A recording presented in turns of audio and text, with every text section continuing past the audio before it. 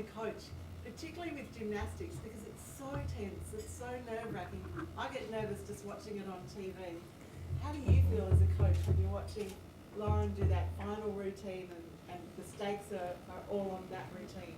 Could you hear that at the back? Yeah. Yep, great. Well, I've seen the routine 10,000 times before that, and hoping that I've done my job and to prepare them to hit their routines out there. But you are right. I tend to go back a little bit, and all I can do is send them my vibrations and hope that their cues are, hitting at the right time. You're absolutely right. It's up to them. There comes a point where it's absolutely time to perform, and it's time to let go. So we just hope that we've done our job. And hope that someone like Lauren puts in a better than average performance. Medals are vitally important. I think the Australian public do assess the success of our team by how well we do, and I think that's a great measure of how much we love sport in this country. That we do take that into account. We can't shy away from that. It is a reality for us. But just focusing on medals and not focusing on what other athletes do, not focusing on when an athlete does their personal best, would be wrong of us, and we won't do that.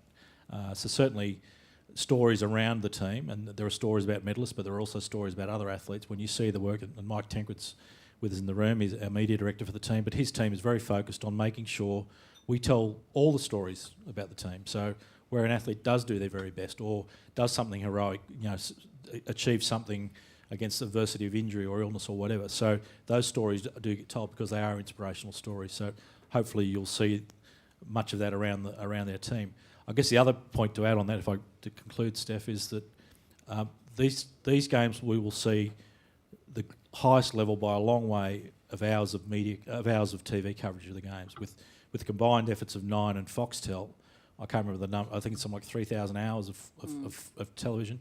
You will not just see the medals played over and over again. You will see every one of our sports and hopefully every one of our athletes. So all their stories will be there, full view on TV all the time. So I think some of those other stories will come through. How will you keep the Olympic dream going for Australia and Australians between Olympic Games into the future while there is increased competition in such a way, I guess, that enough Australians continue to be engaged?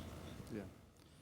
Well, the Olympics continue to be the ultimate, and we'll receive a lot of coverage. Our performances here, but you're right.